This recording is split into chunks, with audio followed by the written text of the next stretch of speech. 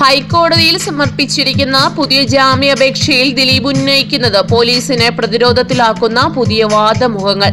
Pulsar സുനിയുടെ ഭീഷണി വന്ന ഉടൻ തന്നെ DGP ലോക്നാഥ് ബെഹ്റയ്ക്ക് പരാതി കൈമാറിയിരുന്നുവെന്ന് ദിലീപിന്റെ അഭിഭാഷകർ ചൂണ്ടിക്കാട്ടുന്നു.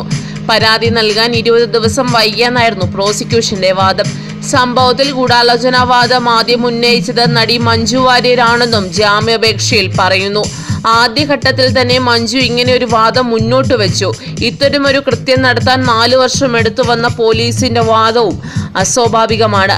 ദിലീപിന്റെ മൊബൈൽ നമ്പർ പൾസർ സുനിയുടെ പക്കൽ ഇല്ലായിരുന്നുവെന്ന് പോലീസ് പറയുന്നുണ്ട്. 2 കോടി രൂപയുടെ കൊട്ടേഷൻ നൽകിയ ആളുടെ മൊബൈൽ നമ്പർ ഇല്ലെന്ന് പറയുന്നതിൽ നിന്ന് തന്നെ ഇത് കെട്ടുകഥയാണെന്ന് വ്യക്തമാണ്. ചലച്ചിത്ര രംഗത്തെ പ്രമുഖനായ ദിലീപ് കാരവനിൽ ഇരുന്ന് ഇത്തരമൊരു കൃത്യം നടത്തിയത് എങ്ങനെ വിശ്വസിക്കാനാകുമെന്ന് പ്രതിഭാഗം അഭിഭാഷകൻ ചോദിക്കുന്നു. സുനിൽകുമാർ വിളിച്ച അന്ന് തന്നെ ലോക്നാഥ് ബെഹ്റയ്ക്ക് വാട്സപ്പ് വഴി പരാതി കൈമാറി. കത്തും ഫോൺ റെക്കോർഡും ഉൾപ്പെടെ ബെഹ്റയുടെ പേഴ്സണൽ നമ്പറിലേക്ക് ഏപ്രിൽ 10-നാണ് പരാതി കൈമാറിയതെന്നും ദിലീപ് ജാമ്യാപേക്ഷയിൽ പറയുന്നു. പരാതി നൽകാൻ വൈകി എന്ന പ്രോസിക്യൂഷൻ വാദം തെറ്റെന്ന് സ്ഥാപിക്കാനാണ് ഇതുവഴി ദിലീപിന്റെ അഭിഭാഷകൻ ശ്രമിക്കുന്നത്.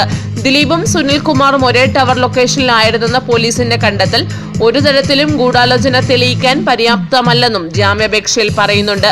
അമ്മ സംഘടിപ്പിച്ച പരിപാടിയുടെ റിഹേഴ്സൽ നടക്കുമ്പോൾ ദിലീപ് അബാദ് പ്ലാസ ഹോട്ടലിൽ താമസിച്ചിരുന്നു. ഇതേ പരിപാടിയിൽ പങ്കെടുത്ത മുകേഷിന്റെ ഡ്രൈവർ പൾസർ സുനി അവിടെ വന്നിട്ടുണ്ടാവാം.